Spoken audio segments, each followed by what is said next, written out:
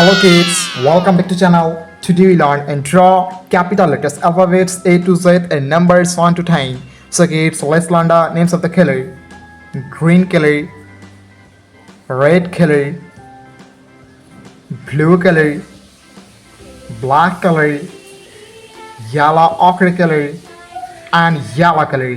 So kids, now you draw A and use green color. A for apple. B for ball. C for cat. T for dog. E for elephant. F for fish. G for goat. H for helicopter. I for ice cream. Kids, now you draw J and use red color. J for joker. K for king. L for lion.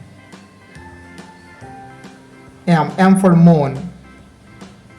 N for nose. O for orange. P for parrot. Q for queen. Kids, now you draw R and use blue color. R for rose. S for sun. T for teacher. U for umbrella. V for van. W for wheel. X for xylophone. Y for yo-yo. And Z for zebra. Kids, now you draw numbers. And first you draw 1 and use black color.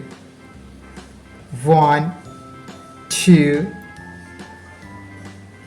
3, 4,